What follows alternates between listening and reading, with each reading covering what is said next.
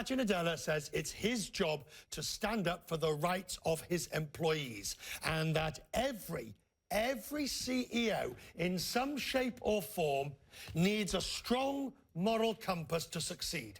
Having just written his new book, he told me standing up for what's right is fundamental to Microsoft's progress. It's existential for us as a business. For example, we say our mission is to empower people and organizations all over the planet to achieve more. It's fantastic.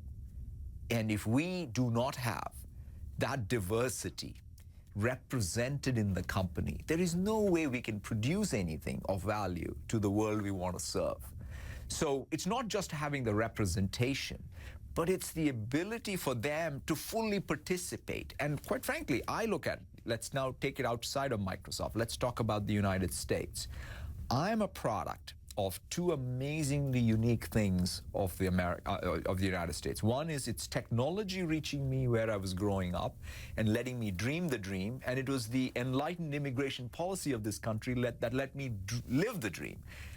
That's what I think is precious about our country, because it's our competitive advantage. It's not that we're doing this for someone else. We're doing it for our own country's sake. Are both of those under threat today in this country? Like, the first thing I would say, though, is before we talk about being under threat, let's acknowledge that there is no other place a story like mine would even be possible, or like yours would be possible, because this is a country that everybody seeks to come to.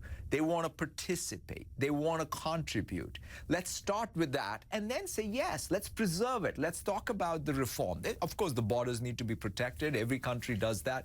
Let us, in fact, show both humanity and the smarts to use immigration to make us stronger. Right, but within this role, and I'm not trying to force you into criticizing the president. I'm trying to understand what you see your role is as the CEO of a major company when you see president, prime minister, whatever it might be, going what you believe is against your values. And we have been very clear. In fact, we take DACA, for example, and we were very, very clear that we believe the dreamers are contributing to Microsoft. We have taken a pretty public stance that we will fight for their rights.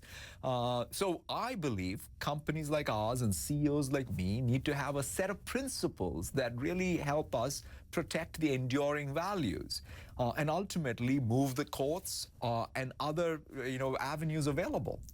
Does that mean doing more interviews on controversial issues? Because so many CEOs, for example, if I take the travel ban, or I take transgender, or I take this latest one on race, and the NFL, it's all, the press statements come out. But by God, you can't get anybody to put up an interview. Nobody wants to actually say, in interview, X, Y, Z. Look, I think one of the key things is for us to have the principled stance. But also, I think we got to be very mindful that nobody elected us. We're CEOs of companies, and our job is to stand up for the principles and our employees, and in fact, take a very principled stance and be clear.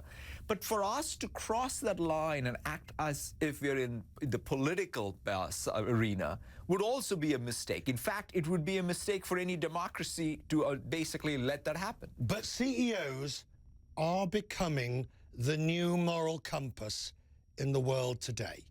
Would you agree? I think that it's important for anyone in power to have a moral compass and to be able to truly stand up for what are the enduring values of our countries, our democracies. That's beautifully avoided, but avoided it was.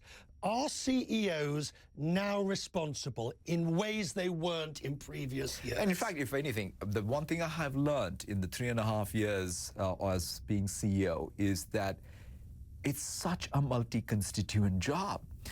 I mean, I had never thought, I thought it's about shareholders, it's about employees, it's about customers. Guess what? It's about all of them, plus governments, about the broader world, all simultaneously happening. So yes, you are absolutely right.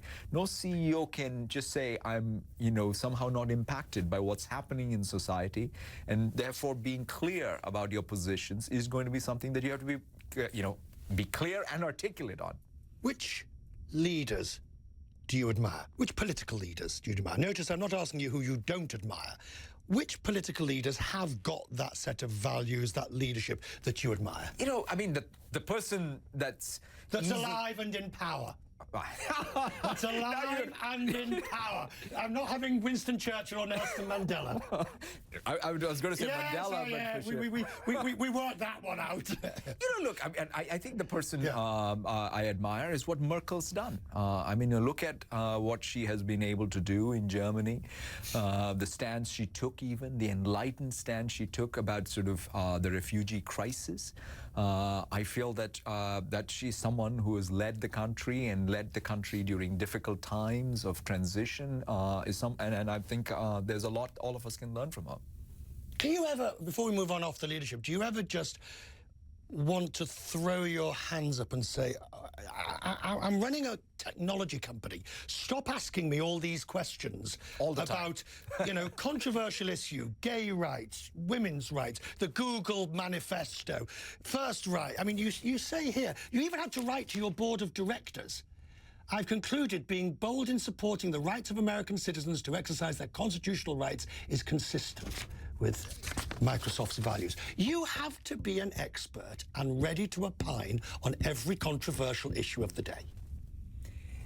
I think that's what one learns, that when you, especially in a time like this, when technology is so much part of our lives, so much part of our economy and society, I think in particular tech companies and tech platform companies have to really stand up and step up to that role.